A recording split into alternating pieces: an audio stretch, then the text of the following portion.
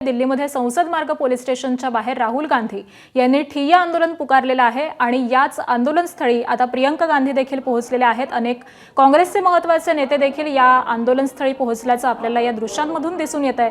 राहुल गांधींसह प्रियंका गांधी देखील या आंदोलनामध्ये सहभागी झालेले आहेत। अचानकपणे संसद मार्ग पोलीस स्टेशनमध्ये राहुल गांधी दाखल झाले आणि FIR दाखल करा अशी त्यांनी प्रमुख मागणी केलेली आहे आणि याच मागणीसाठी जवळपास 1.5 तासापासून संसद मार्ग पोलीस स्टेशन बाहेर राहुल गांधींचा हा ठिय्या सुरू आहे। आणि दरम्यान आता इतर देखील काही महत्त्वाचे काँग्रेसचे नेते या आंदोलनामध्ये सहभागी होत आहेत।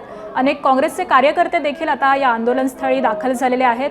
अनेक विद्यार्थी त्याचबरोबर पॅलेट गनमुळे जखमी झालेला विद्यार्थी त्याचे कुटुंबीय देखील या पोलीस स्टेशनमध्ये दाखल झालेले आहेत आणि या सगळ्यांकडूनच योग्य ती कारवाई व्हावी आणि FIR दाखल व्हावा, गुन्हा दाखल व्हावा अशी प्रमुख मागणी करण्यात येते। संसद मार्ग पोलीस स्टेशन बाहेरची ही काही दृश्य आपण पाहतोय।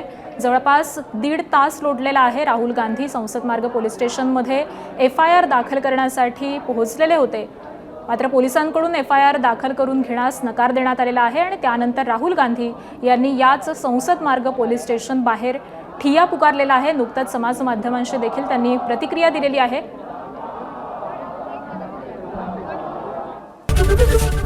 ABP माझा, उघडा डोळे बघा नीट।